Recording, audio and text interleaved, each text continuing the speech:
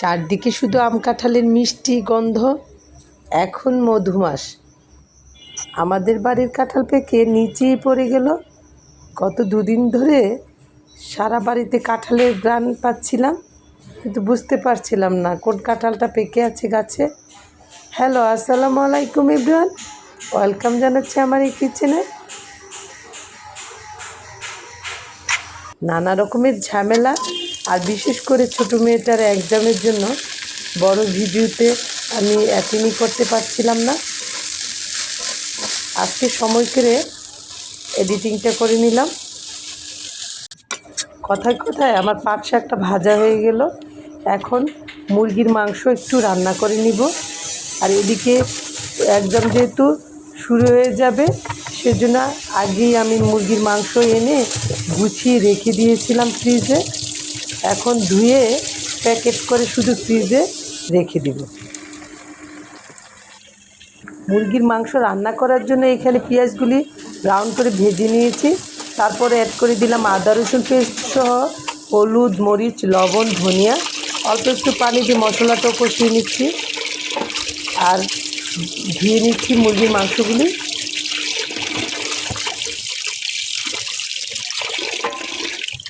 আগামীকাল যেহেতু এক্সাম, সেহেতু আমি 2টা কক মুরগি রান্না করে রেখে দিব। আজকে খাবো আর আগামীকালও ইচ্ছে করলে খেয়ে নেওয়া যাবে। গরুর মাংসটা আমি আগেই রান্না করে ফ্রিজে রেখে দিয়েছি, যাতে সময় করে নামিয়ে খেয়ে নেওয়া যায়।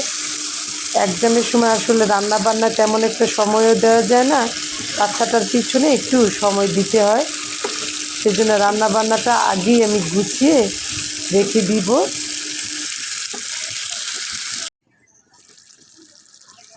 কষানো মশলার সাথে মাংসগুলি নেড়েচেড়ে মিশিয়ে ঢেকে মাংসগুলি ভালোভাবে কষিয়ে নিতে হবে। যেহেতু ঝোল নেই, একটু সাবধানে যেন পোড়ার লেগে না যায় সেদিকেও খেয়াল রাখতে হবে। চুলার আঁচটা একটু কমিয়ে রাখতে হবে, আর একটু পরপর নেড়েচেড়ে মাংসটা কষিয়ে নিতে হবে।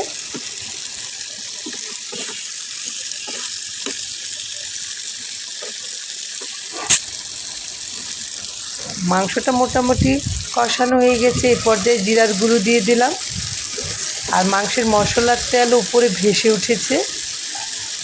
এখন পরিমাণ করে ঝোল দিয়ে ভালোভাবে বলক উঠিয়ে নামিয়ে নিতে হবে। আমি একটু গা মাখা ঝোলই রাখবো, অতিরিক্ত ঝোল করব না।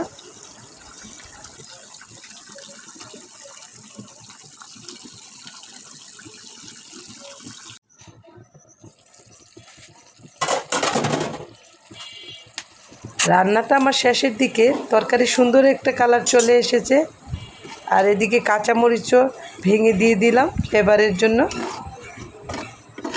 জীবনটা আসলে সবসময় একরকম যায় না, মাঝে মাঝে অনেক বেশি ঝামেলা পড়ে যেতে হয়। ঝামেলাগুলি যদি ঠিকঠাক মতো গুছিয়ে নেওয়া যায়, তাহলেই জীবন সুন্দর। সবাই ভালো থাকবেন। আল্লাহ হাফেজ।